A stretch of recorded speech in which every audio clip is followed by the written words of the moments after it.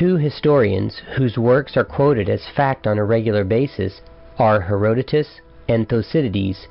8 of each of their manuscripts remain, and these were copies of copies that were written 1,300 years after the originals. Yet no one has a problem trusting what is written in these manuscripts. Just think, 24,000 manuscripts from many different locations surviving for centuries that, when compared, verify that the Bible has been accurately transcribed and passed down through the ages. You might ask, are all of these accurate copies actually factual information? Did what was written in the Bible really take place? Are the people, places, and events real? After all, Homer's Iliad was just a fable. What about the Bible? The renowned Jewish archaeologist Nelson Glueck once said, "It may be stated categorically that no archaeological discovery has ever controverted a biblical reference.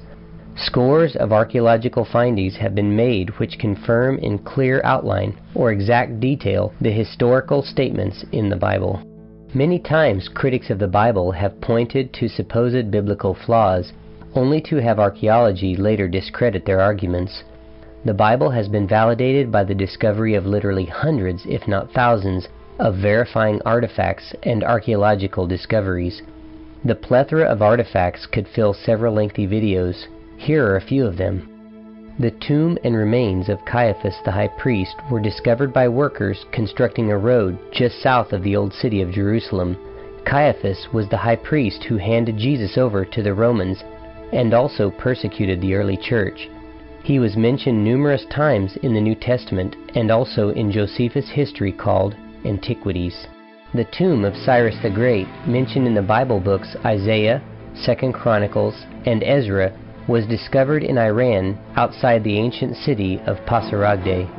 Over 50 prominent figures mentioned in the Old Testament are known outside of the Bible from other records, and 27 people from the New Testament are known from other records.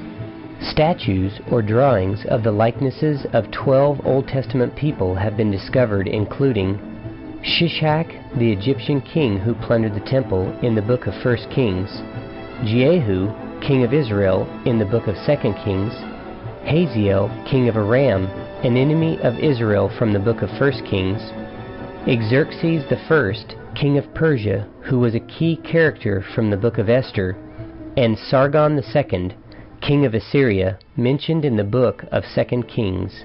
Quite a number of structures mentioned in the Bible have been discovered and excavated as well.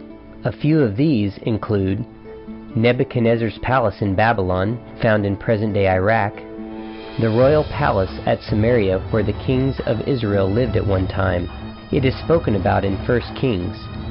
The pool of Siloam in Jerusalem, where Jesus healed a blind man. Never lost was Jacob's well, mentioned in the Gospel of John. At numerous times throughout history, various churches have built over the well and were later destroyed by invading forces. At the present time, the Greek Orthodox Church has built a chapel over the well with it inside.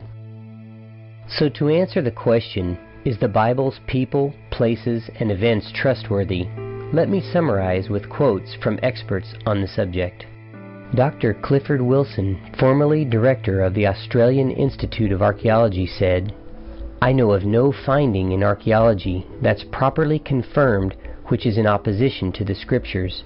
The Bible is the most accurate history textbook the world has ever seen." Sir William Ramsay, eminent archaeologist and skeptic who changed his mind about the trustworthiness of the Bible after extensive work in the Middle East, said, "I set out to look for truth on the borderland where Greece and Asia meet, and found it there. You may press the words of Luke in a degree beyond any other historians, and they stand the keenest scrutiny and the hardest treatment." And finally, William F. Albright, the world-famous archaeologist who confirmed the authenticity of the Dead Sea Scrolls following their discovery, said, "The reader may rest assured that nothing has been found by archaeologists to disturb a reasonable faith, and nothing has been discovered which can disprove a single theological doctrine.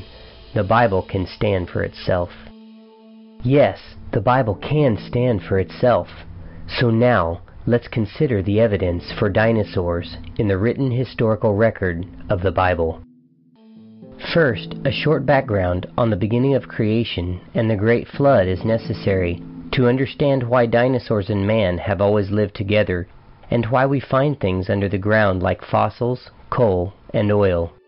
Genesis chapter 1 of the Bible tells about God's creation of all that exists. This was a special creation that God performed in 6 days about 6,000 years ago. The Bible says that God made everything and it was good. This creation included both man and dinosaur. The earth was much different in the beginning, in that it had been created perfect. Over a period of time, the first created man and woman, Adam and Eve, broke the rules that God had set up for them to obey. This caused a separation between God and man. Adam and his wife were expelled from the Garden of Eden, and their once perfect bodies became subject to death, sickness, and the harsh environment outside of the perfect garden they once inhabited. Over a period of 2,000 years, the world was populated, and the moral state of mankind became very wicked, and the earth was filled with violence. In fact, the Bible says that there was only one righteous man left. His name was Noah. The Bible says that God came down to Noah and told him that all life in the world was going to be wiped out because of the wickedness of man. God gave Noah instructions for building a great boat to save himself and his family. God's instructions included a command that he would be charged with taking 2 of every kind of animal onto the ark, so that after the flood, the animals and Noah's family could repopulate the world. So about 4,000 years ago, God brought a flood upon the world and destroyed all life that was on the planet, except for the life that remained in the ark that God had commanded to be built. This flood covered the entire world, and any land-dwelling life that was not in the ark was drowned in the flood and buried in the sedimentary rock layers that were laid down as the floodwaters settled. This buried organic material is what produced the fossils, oil, and coal deposits that we find under the earth today. It is interesting to note that there are roughly 500 cultures that have a legend about a global worldwide flood in which only one family survived. The Bible says that after the flood, both men and animals began to repopulate the earth. As this occurred and mankind spread out across the land, the animals, including the dinosaurs that Noah had taken on the ark, began to repopulate and migrate out as well. As described previously, the historical record is filled with stories of men hunting dragons, fiery serpents, and other large reptile-like creatures. With this background, let's look at the over 35 references that the Bible gives of dinosaurs. The Bible describes 6 different creatures